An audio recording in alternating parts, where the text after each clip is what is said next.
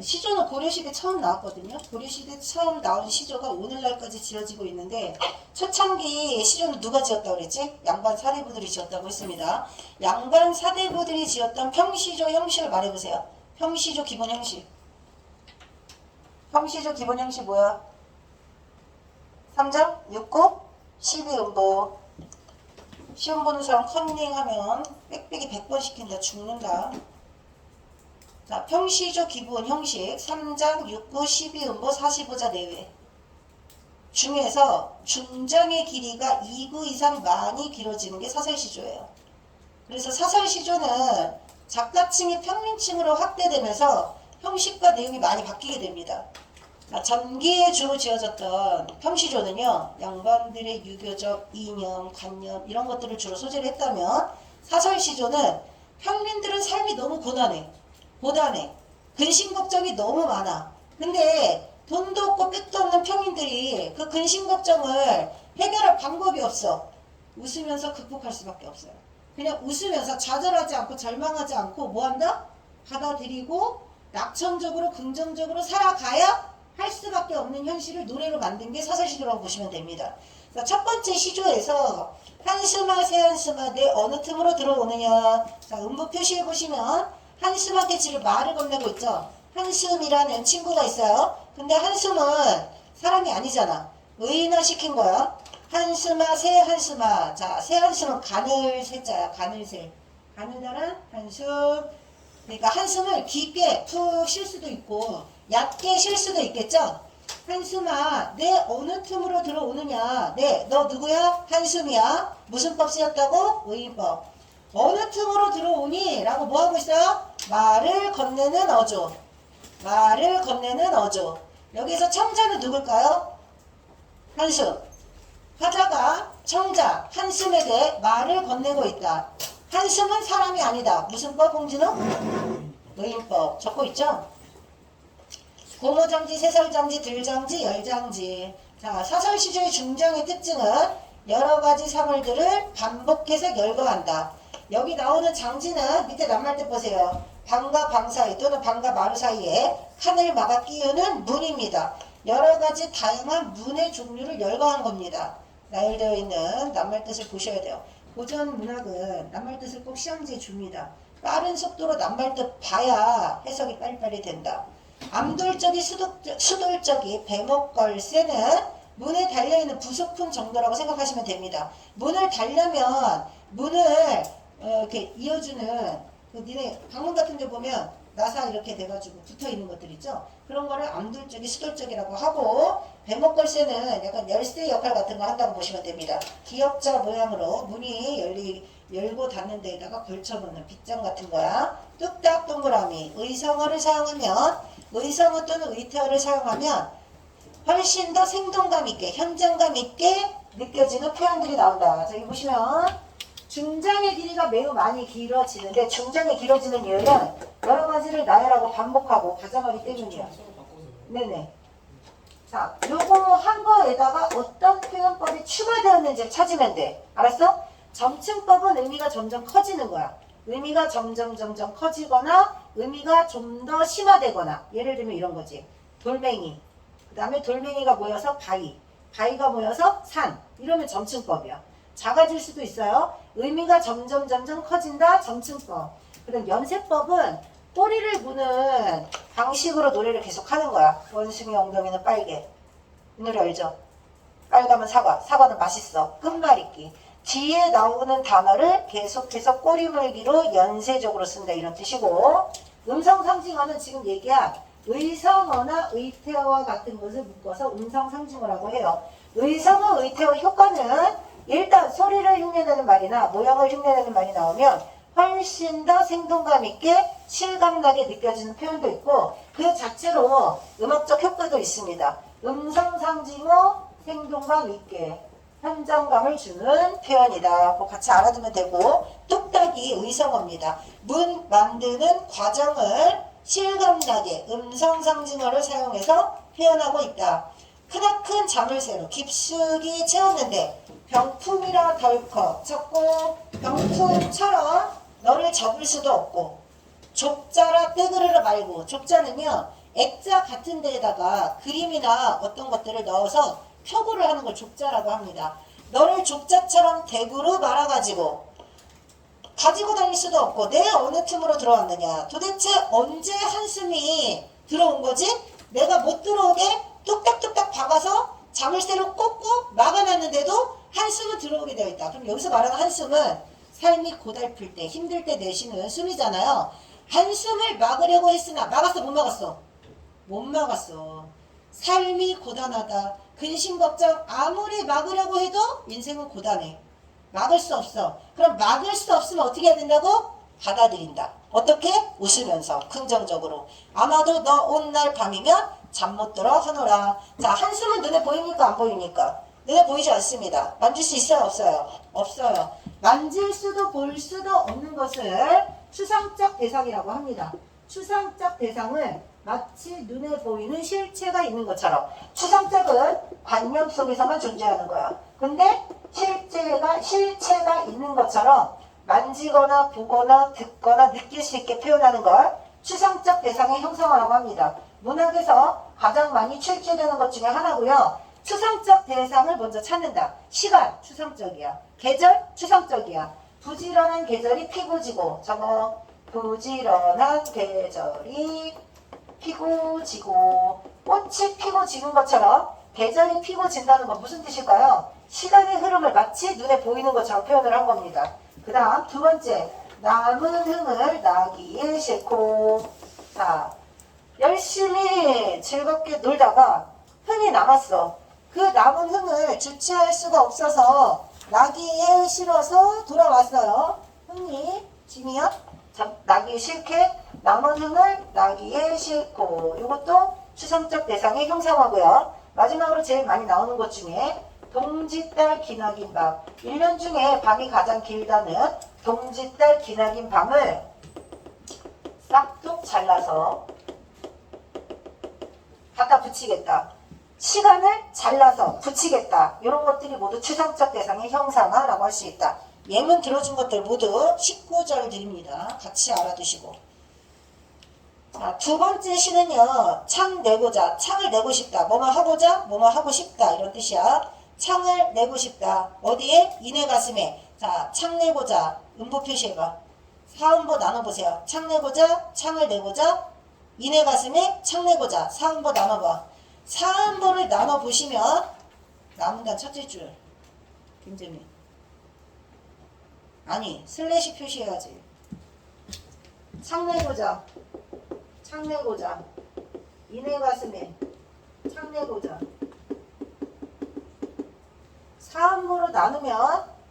사음보로 나누면 짝대기 표시해. 창 내고자. 4번 나눴어? 재민아, 창 내고자, 창 내고자. 이내 가슴에 창 내고자. 사음보 율격에 맞춰서 나눠보시면 똑같은 게 3번 나옵니다. 똑같은 게 3번 나오는데 A, A, B, A. 중간에 다른 거 한 개 들어가. 자, A, A, B, A 구조를 반복하면 운율이 형성된다. A, A, B, A 구조가 전통적인 고전문학에서 자주 쓰는 운율 형성 방법이에요. 대표적으로 형님 온다, 형님 온다. 저거 형님 온다, 형님 온다. 분고개로 형님 온다.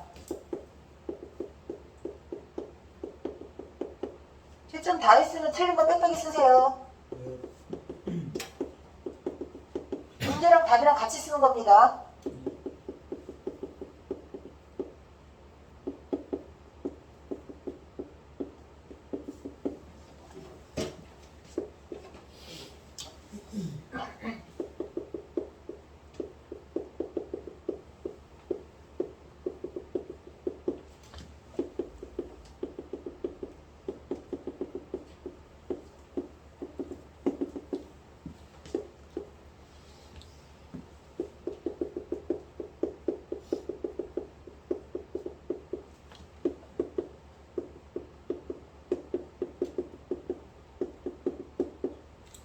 고전 시가에서 자주 유행했던 라임들이 있어요. 운율을 형성하는 방법들 중에 A, A, B, A 구조가 있는지 낯선 지문이 나왔을 때도 찾을 수 있어야 된다. 자, AA, BA 구조로 반복하면 뭐가 형성된다고? 은유. 시에서 반복되는 요소는 모두 은유 형성이라고 보시면 됩니다. 살얼이 났다. 청산에 살얼이 났다. 가실이 있고 보내고 가실이 있고 사음보로 나누시고 AA, BA 구조 표시하시오.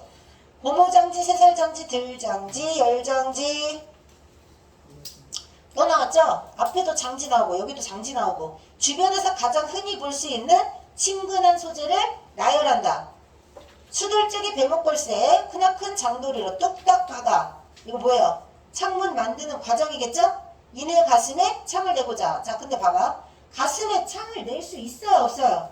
없죠? 가슴에 창을 낼 수 없는 불가능한 상황을 설정하고 있다. 자, 가시, 나시, 다시의 공통점은 한숨을 왜 쉬는 거야? 힘들어서 쉬는 거죠. 마음의 창을 왜 내고 싶은 거야? 답답해서 내는 거야. 답답해서 뭔가 답답함을 해소하려면 집안이 너무 답답해. 뭐 열어? 창문 열죠. 근데 내 마음이 답답하니까 창문을 열고 싶은 거야. 마찬가지로 어떤 힘든 상황, 시집살이가 너무 고대도 모두 다 힘겨운 상황이에요. 근데 이렇게 힘겨운 상황일수록 뭐 한다? 웃음으로.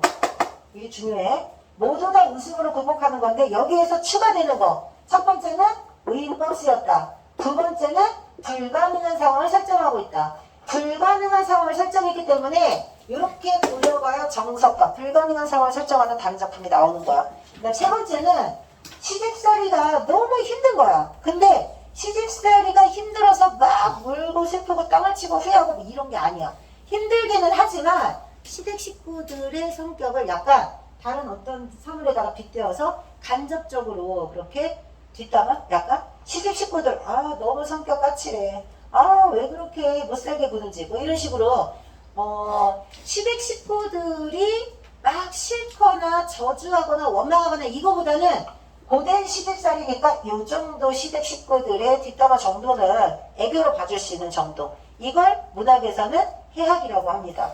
우스꽝스럽게 묘사하거나 또는 다른 소재에 빗대어서. 근데 어떤 소재에 빗대는 거야? 똑같아. 아니면 뭐 좀 웃긴 소재들 있잖아요. 그렇게 희화화시켜서 표현하는 것도 다 사설시조의 특징이라고 할 수 있다. 해학을 찾는 된다. 해학.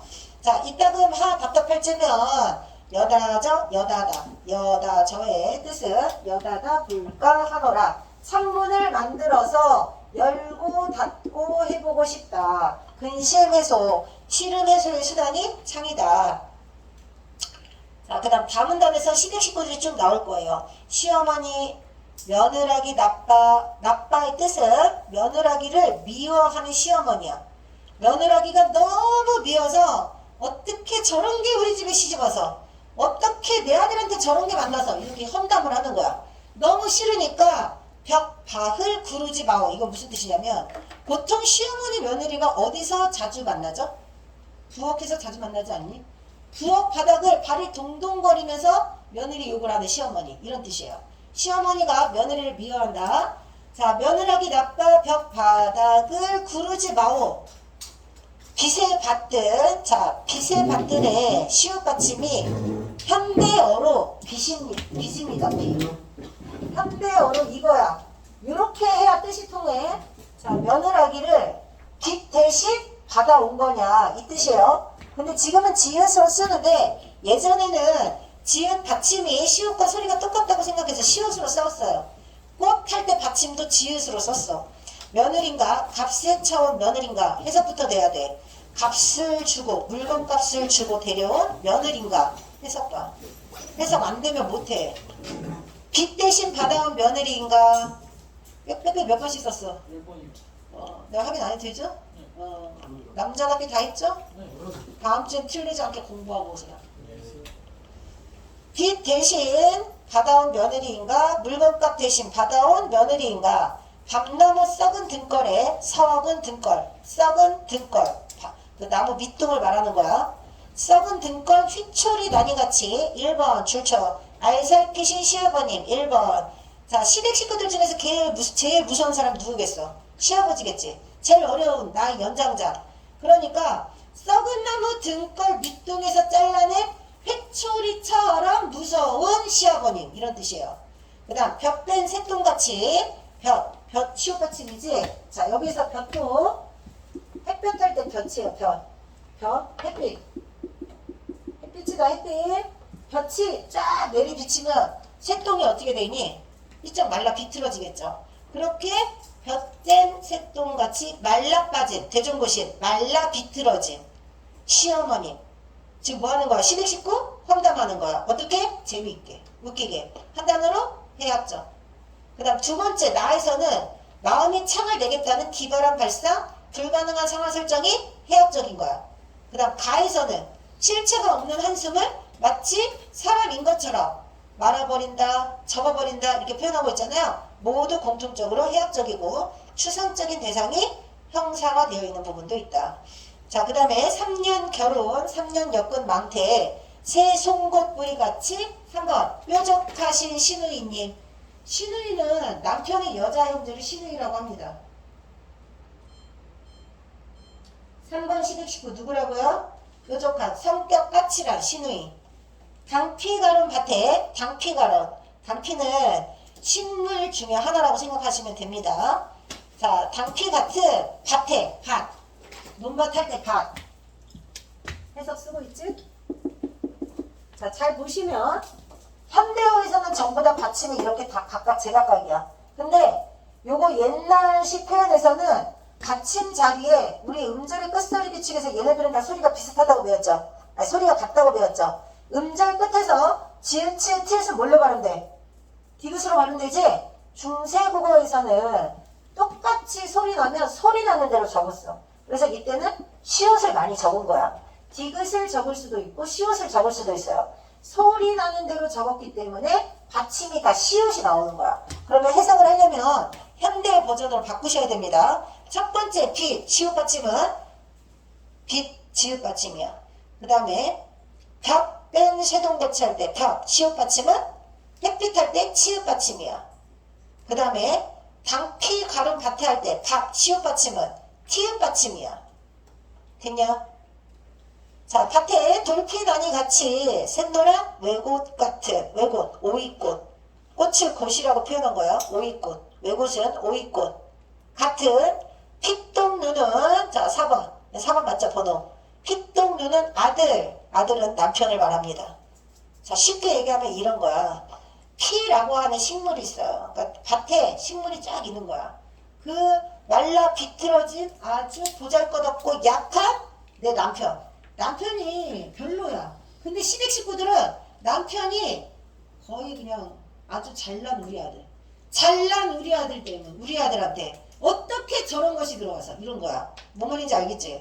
시집살이는 그런 겁니다. 남의 집에서 데려온 딸을 종부리듯이 부려먹으니까 시집살이는 여성들이 고달프기 그지없어요. 근데 그 고달픈 시집살이를 심각하게 힘들어한다기보다는 그러려니 하고 사는 거야. 옛날 여자들 다 이렇게 살았어.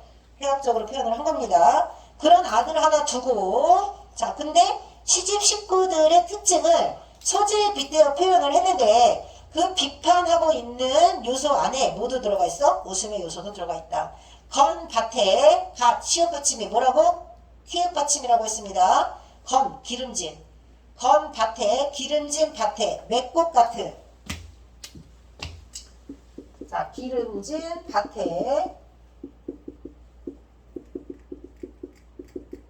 맷꽃 같은 메밀꽃 맷꽃 같은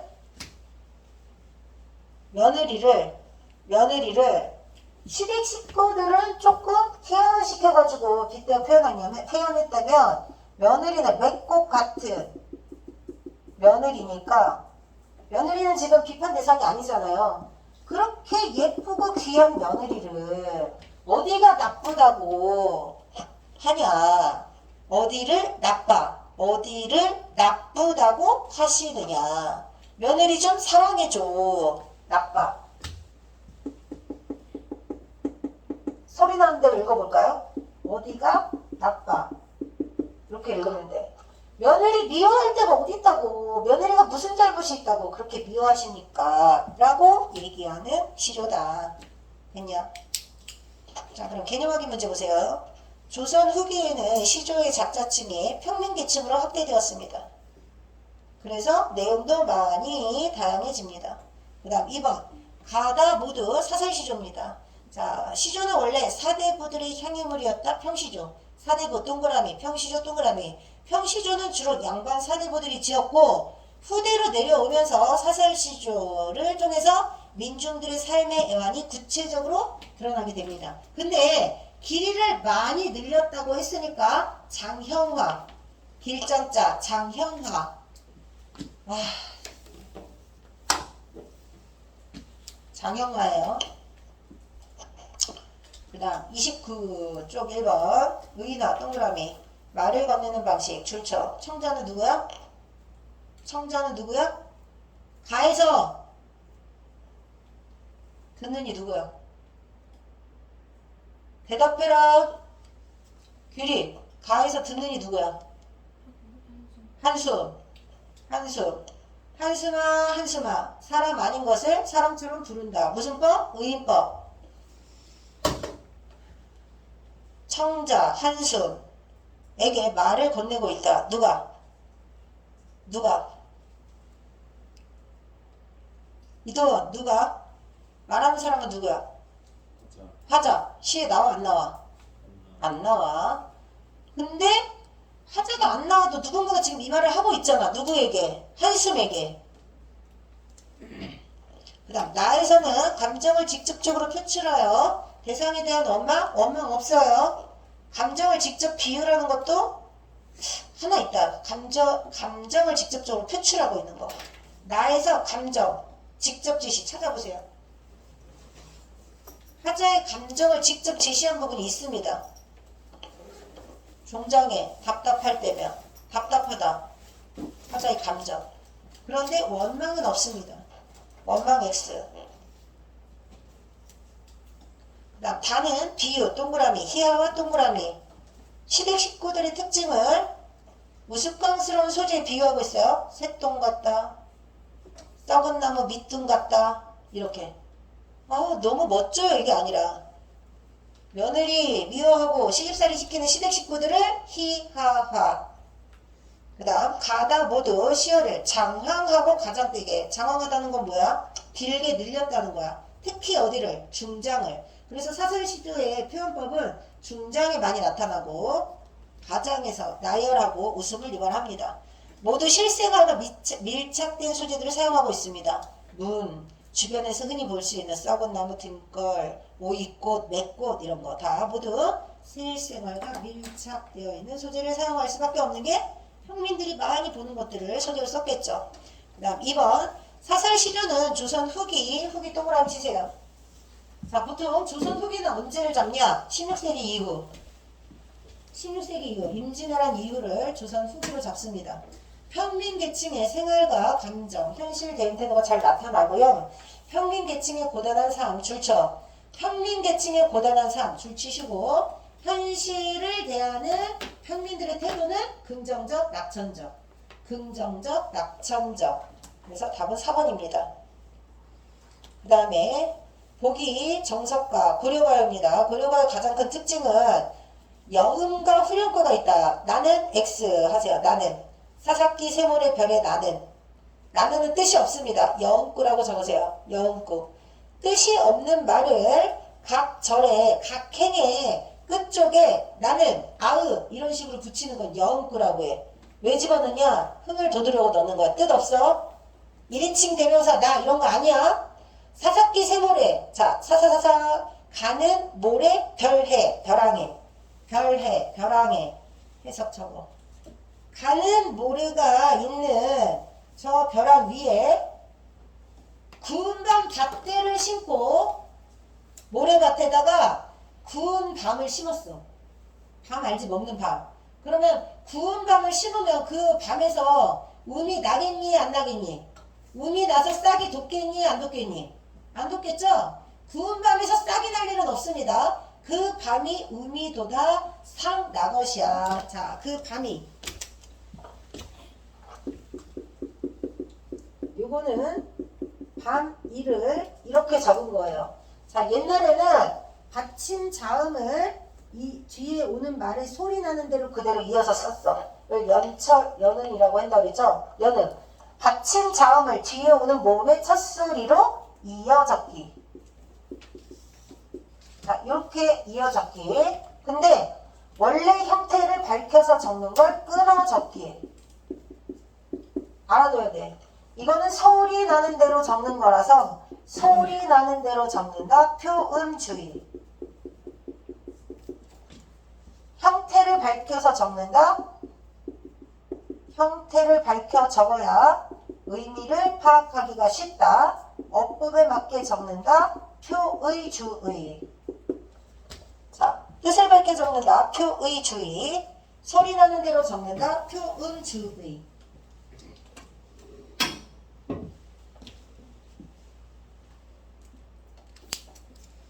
자, 그 밤이 음이 돋아서 싹이 나면 유덕하신 줄쳐 유덕하신 님을 여해아와 지다. 자, 근데 거기 님을이라고 되어 있죠? 님물이라고 되어 있죠? 이거를 이렇게 적은 거야. 자, 정리해보자. 이거 보세요. 이렇게 적는 게 끊어 적기. 끊어서 적는다. 근데 원래는 어떻게 적었어? 님을 이렇게 이어 적기 했어요.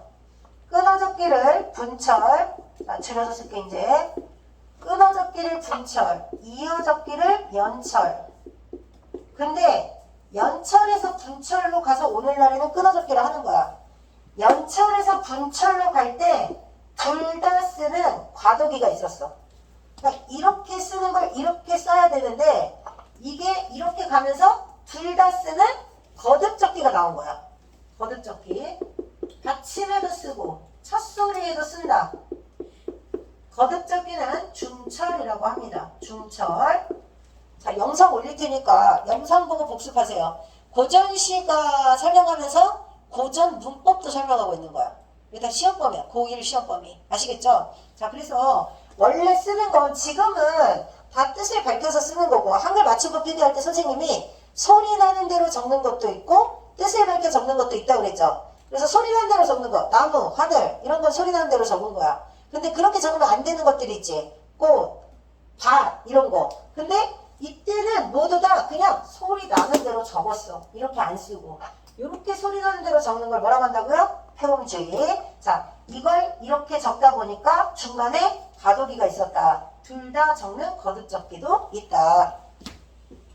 유덕하신 님을 여해아와지다. 자, 여해다. 필소의. 이별하다. 자, 마지막 줄 줄치라고 그랬죠? 마지막 줄은 각 연, 고려가 하는 각 연의 끝에 흥을 돋우기 위해서 후렴구를 주로 많이 썼습니다. 후렴구. 아까 여음은 나는, 뜻이 없는 나는, 유덕하신 님을 여여지다 후렴구. 자, 근데 덕이 많으신 님과 이별하겠습니다. 근데 이별하는 조건이 뭐예요? 구운밤에서 싹이 나면. 다시 말하면 구운밤에서 싹이 날 일은 없으니까 당신과 내가 헤어질 일은 있다 없다? 없다. 함께 하고 싶다? 영원히 함께 하고 싶은 속마음과 반대로 표현하는 후렴구 반어법. 유덕하신 님을 여의하와지이다. 반어법. 불가능한 상황이 일어나면 이별하겠다고 했으니까 역설적 상황을 설정해서 반어법으로 의미를 강조한다. 하자의 소망은 인간 영혼이 함께하고 싶다. 고려가에도 무지 중요하다. 자, 3번 별표 치시고 답은 3번.